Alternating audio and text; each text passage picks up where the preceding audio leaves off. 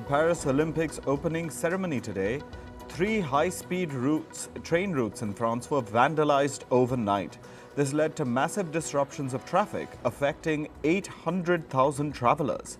France's state-owned railway operator urged people to postpone their journeys. Repairs are underway, but traffic disruptions could continue over the weekend. Former U.S. President Barack Obama has endorsed Kamala Harris's presidential bid.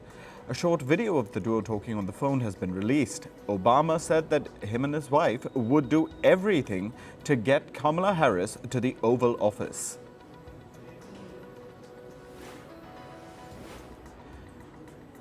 Israeli Prime Minister Benjamin Netanyahu had met U.S. Vice President Kamala Harris. She is the presumptive Democratic Party candidate for the upcoming presidential election. Harris took a tough stance with Netanyahu and pressed him to accept a ceasefire deal. She said, and I quote, "I expressed my deep concern about the severe humanitarian situation there." She also said that she would not remain silent. Netanyahu met U.S. President Joe Biden in Washington as well. The duo discussed the ceasefire for the 9-month-old Gaza war. The talks marked the first face-to-face meetings between the two leaders since Biden traveled to Israel days after Hamas's attack on October 7th.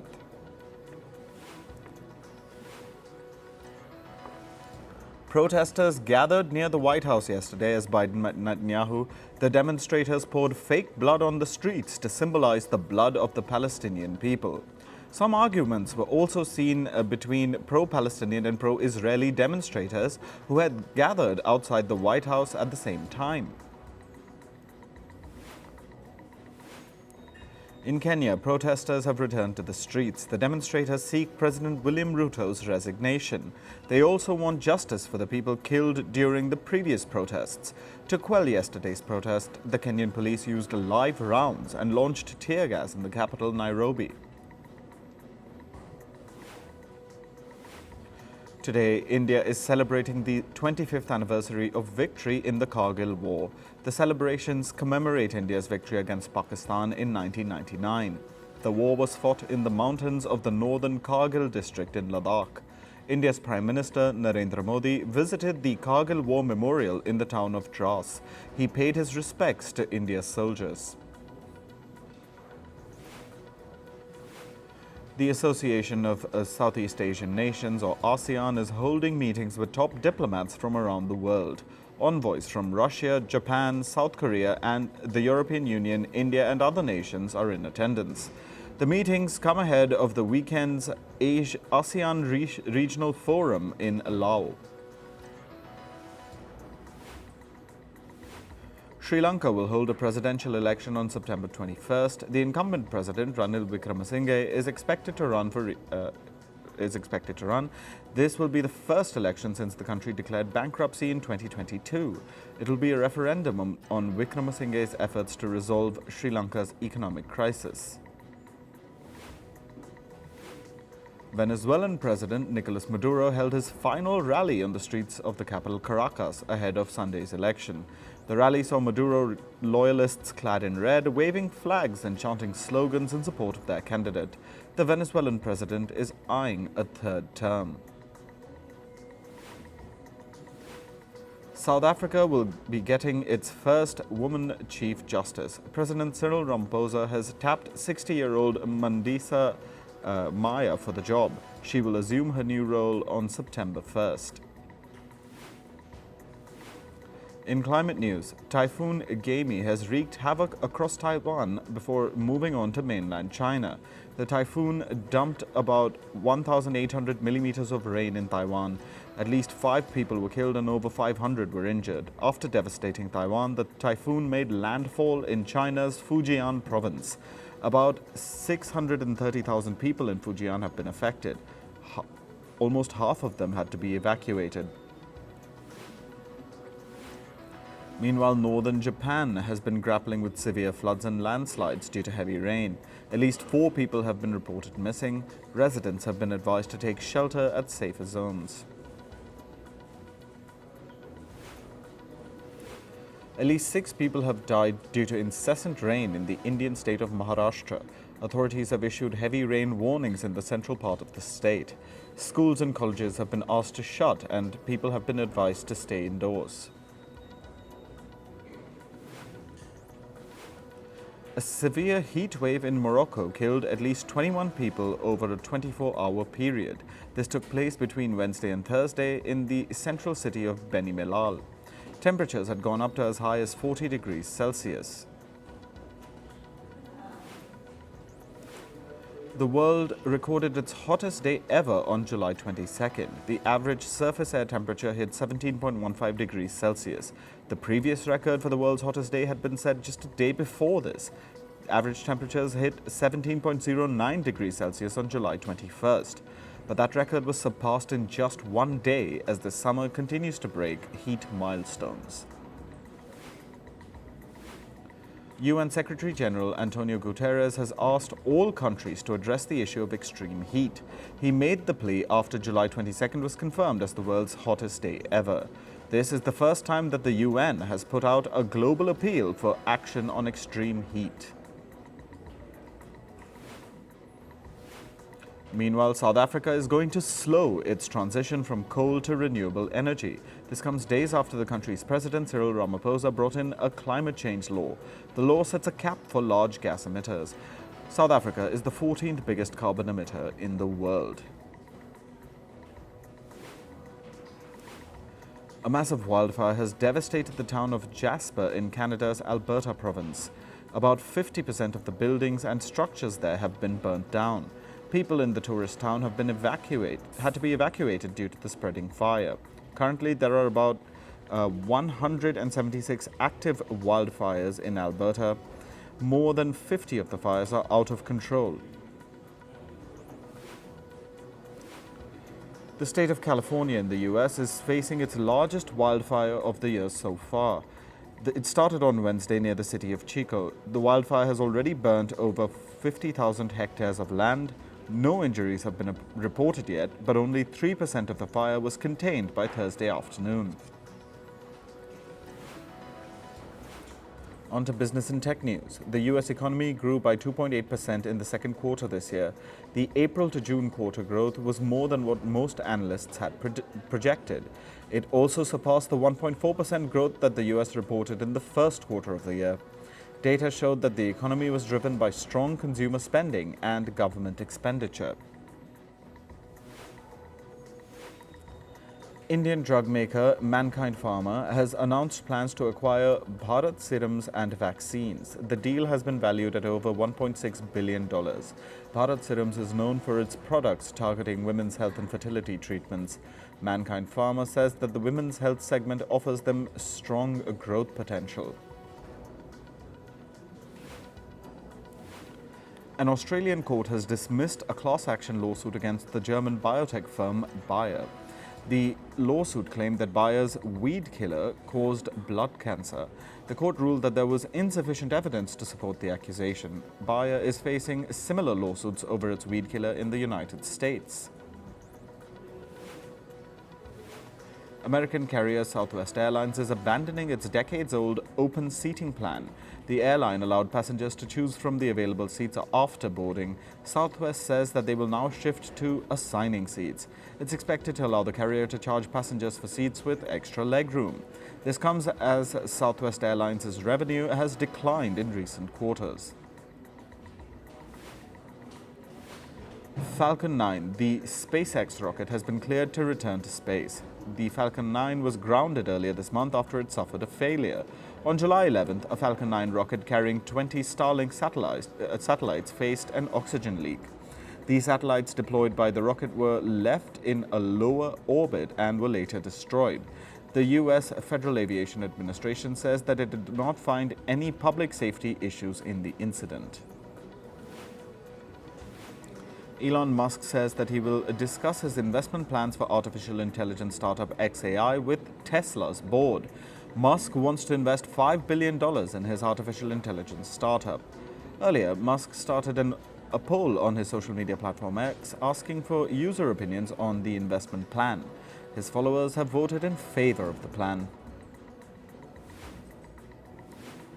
Fintech firm Revolut has received a banking license in the UK. The London-based startup had been trying to get permission to start a traditional bank in the country for the last 3 years.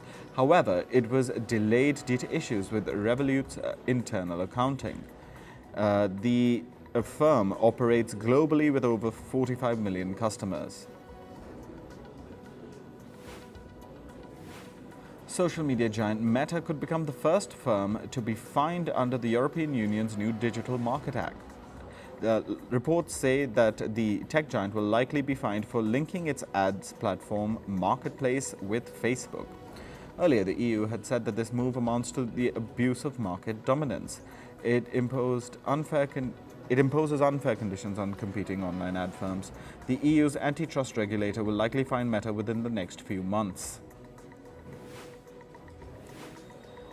Artificial intelligence startup OpenAI has unveiled the prototype of its search engine. The tool is named SearchGPT. It has been rolled out to a small group of users. OpenAI says that SearchGPT aims to provide fast and timely answers with clear and relevant sources.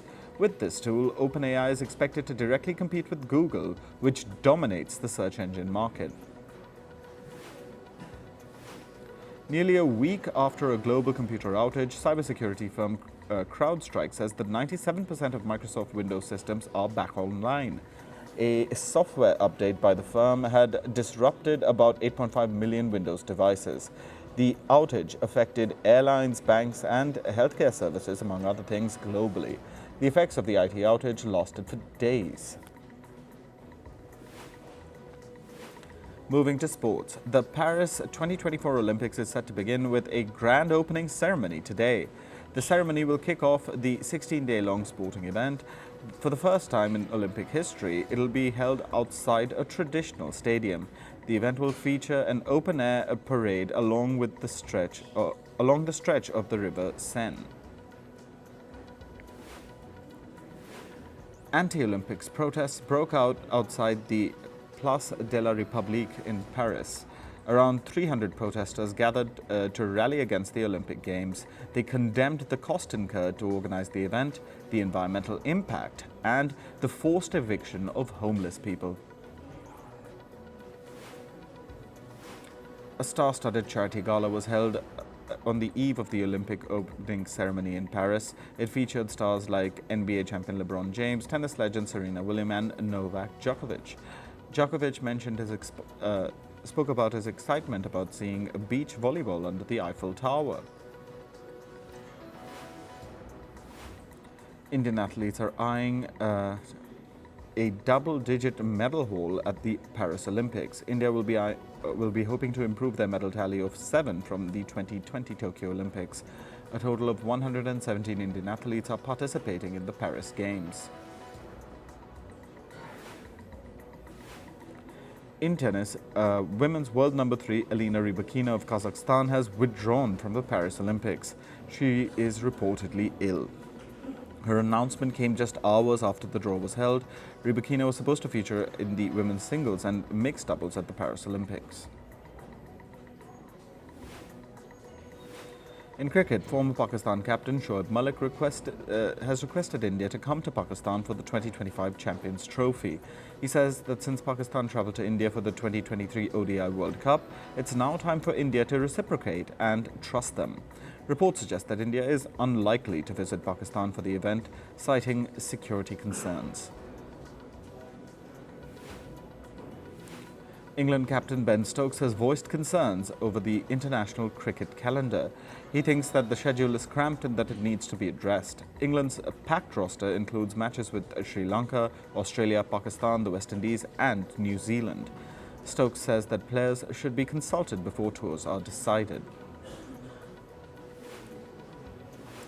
In football, Manchester United forward Rasmus Højlund will be wearing a new jersey from next season. He's been given the iconic number 9 shirt. Initially, Højlund used to wear the number 11 when he started his stint at Old Trafford. Manchester United dropped an Instagram post showing the previous players who wore the number 9 jersey. Legendary strikers Sir Bobby Charlton and Zlatan Ibrahimovic had donned it in the past. Six-time French champions Bordeaux have declared bankruptcy just days after their relegation to the third tier of French football. This comes after the Premier League club Liverpool's owner, the Fenway Sports Group, withdrew from takeover talks. Earlier this month, the French club was demoted from League Two due to financial issues. The end of the takeover talks effectively dashed their hopes of survival. A global ranking system is set to be launched for pickleball. It'll be called the Pickleball World Rankings, or PWR. Along with that, the sport will also see the introduction of a World Series and a World Tour, just like tennis Grand Slams. The PWR World Series will begin in March 2025 with a $1.5 million cash prize on offer. On to entertainment news. The worlds of fashion, sports and cinema came together for the Louis Vuitton charity event on the eve of the Paris Olympics opening ceremony. The event was attended by celebrities like Zendaya, Snoop Dogg, Mick Jagger, Charlize Theron and Queen Latifah, among others. US Vice President Kamala Harris scripted history. The Democratic presidential candidate attended the RuPaul's Drag Race All-Stars finale this week. She's the first sitting US Vice President to grace the iconic stage. Deadpool and Wolverine stars Ryan Reynolds and Hugh Jackman attended the San Diego Comic-Con along with director Sean Levy and Marvel Studios head Kevin Feige. The convention celebrated the only superhero flick of this summer with a surprise screening. Scores of fans showed up wearing costumes of the movie's characters. The British royal Prince Harry has opened up about his fears over bringing Meghan Markle back to the UK. He said, and I quote, "It's still dangerous and all it takes is one lone actor, and whether it's a knife or acid, whatever it is, and these are the things that are of genuine concern for me. It's one of the reasons why I won't bring my wife back to the UK." The Duke of Sussex previously said that he felt forced to step back from his royal role and leave the UK, citing security concerns for his family. The makers of the Percy Jackson series have roped in actor Daniel Demer for Season 2. The author of the original books, Rick Riordan, announced that Demer will play the role of Tyson, Percy's half-brother who is also a Cyclops. The announcement was made during the show's San Diego Comic-Con panel. Season 2 of the Percy Jackson series is based on Riordan's novel Sea of Monsters. Dua Lipa has dropped a remix of her single Illusion. The song is the remix of the track from her latest album, Radical Optimism, which released in May. The remix features Japan's breakout hip-hop duo Creepy Nuts. The duo made waves with their viral hit, Bling Bang Bang Bone. Apple TV Plus is set to release a new crime drama series based on the life of Mexico City's first female police officers. The crime drama series, Las Azules, is inspired by a true story. It follows 4 women who joined Mexico City's police force in 1971. The show will premiere on July 31st. Disgraced Hollywood mogul Harvey Weinstein has been hospitalized after testing positive for COVID-19 and double pneumonia. The 72-year-old has been in prison over a sexual assault conviction. American TV personality Christina Hall referred to her estranged husband Josh Hall as an insecure man with a large ego. The remarks came after he returned to social media. Josh Hall filed for divorce over alleged irreconcilable differences earlier this month. The duo got married in 2021.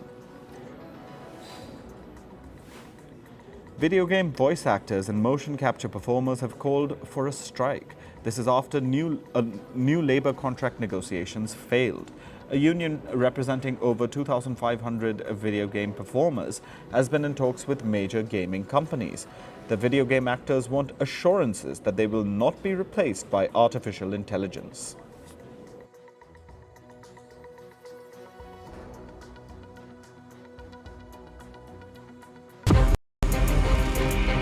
From impeachments to inaugurations, if it's a political story, we are on the scene. The race for the White House is heating up. We're beating Biden. How dare he say that? If it's breaking news,